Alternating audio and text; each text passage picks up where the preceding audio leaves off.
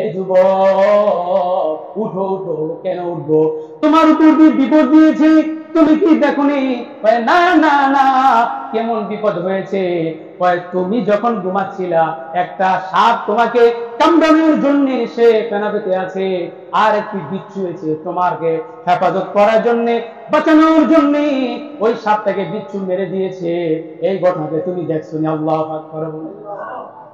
এই কথা বলার পরে যুবক বলতেছে, আরে মুরব্বী, ভাবছিলাম তো আপনি নামাজি মানুষ, মুখে দাড়ি, দেখতে মোল্লার মতো, এত বড় যে ডাহাবাড়া মিথ্যা কথা বলবেন, আমার তো কোনো সময় ধারণা ছিল না। আল্লাহু আকবার বলেন। যুবক যখন এই কথা বললো, বলার পরে জুন্নুন মিসরি রাহমাতুল্লাহ বললেন, এই যুবক, তুমি আমাকে চিনো? কয় না। তাহলে তুমি আমাকে এত বড় একটা তহমত দিলা কেন? এবার জুন্নুন মিসরি রাহমাতুল্লাহ আলাইহি বললেন, যে যুবক, আমি হচ্ছে জুন্নুন মিসরি। আল্লাহু আকবার বলেন।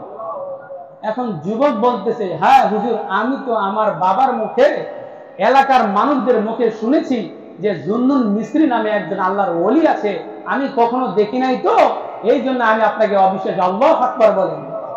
এখন অনেক যে রহস্য, এই রহস্যটা আমি